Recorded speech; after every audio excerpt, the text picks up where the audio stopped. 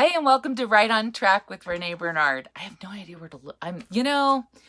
The technology of making videos is probably, not my thing, but I'll get better as I go, I promise. Kind of like writing. You get better as you go, and that's a promise.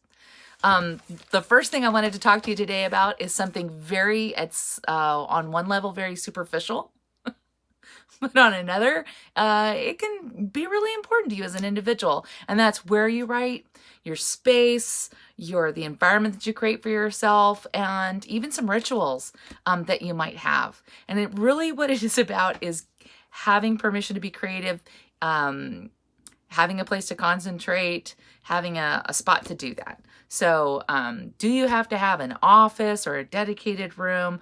No. There are people that write in the middle of chaos and seem to do really well. Other people are like, no, I need quiet. I need dedicated space. And they might not have a lot of room. So that can be the corner of a living room, or it can be a closet. I seriously, I've seen it. I've seen it work. Whatever you have.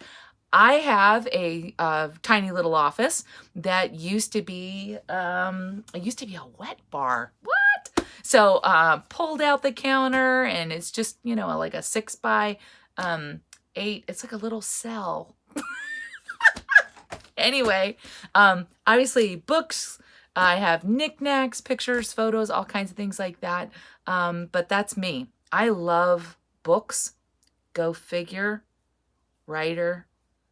Books. Match made in heaven. But for reference, I know there's a lot on the internet, and you may be in internet research, and I do a lot of research on the internet, but I still love books. I love to be able to look at those photographs, flip through, hold something open, have that for reference, and just kind of go from there. That's me. But again, back to that space.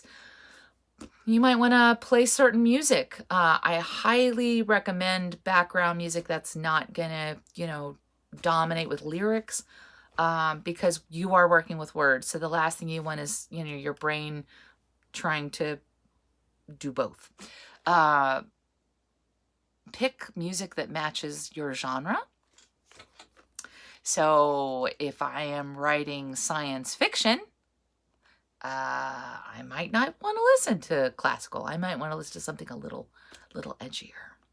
Then again, classical music seems to work for most genres. That seemed a little prejudiced when I said that, but there you go. So music is great. And the other thing that a lot of people are into is candles. I don't know why, but for me, safety first. But definitely having a candle lit before I really am working, or I make sure I have the space I want.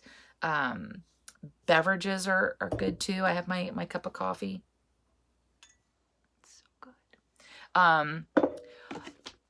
For those of you who are over the age, I want to say that, how shall I put this?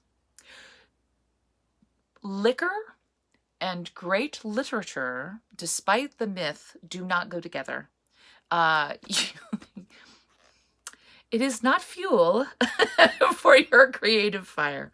It is, no. It's a no. That's a no.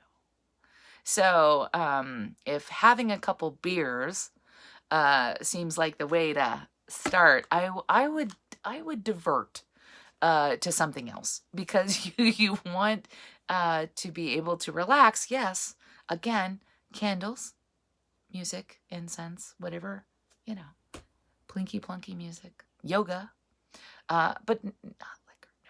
No, don't do it. Any mind altering substance, unless you're Seth Rogen. But again, I really don't think that it's a cohesive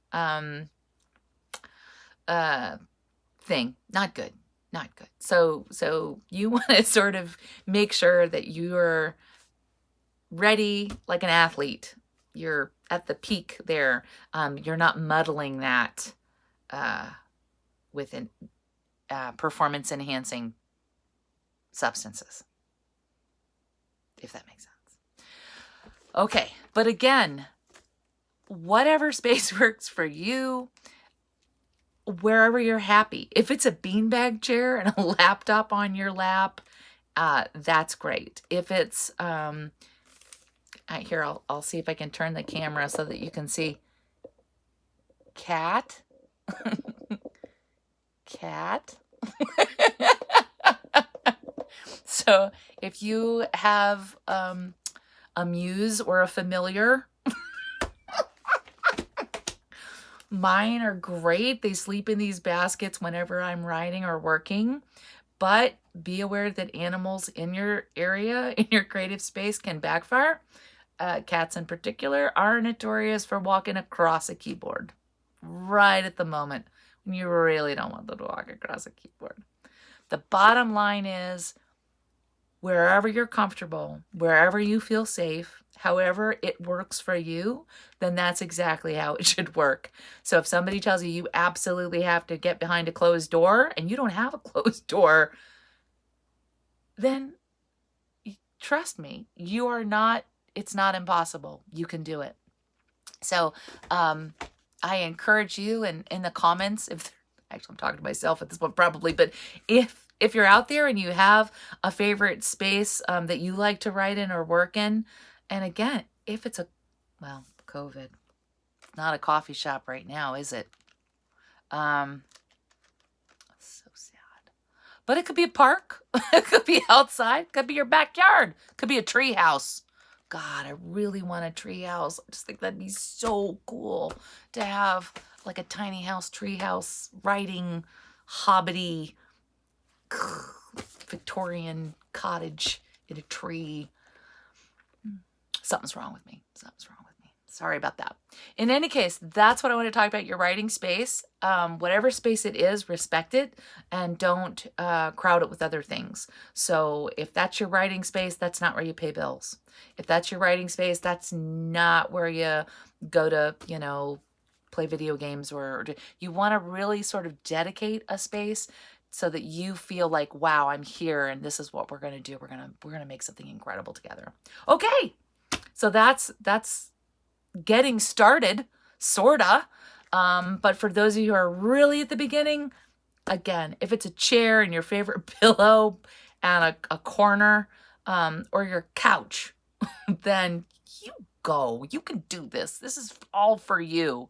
And there you go. And if you are an arsonist or something, then forget what I said about lighting candles. Just put that right out. Okay. Well, that's it. And we're going to post a couple very, very soon, I think, on actually, you know, the rubber hitting the road, my friends. Okay. Well, this has been Right on Track with Renee Bernard.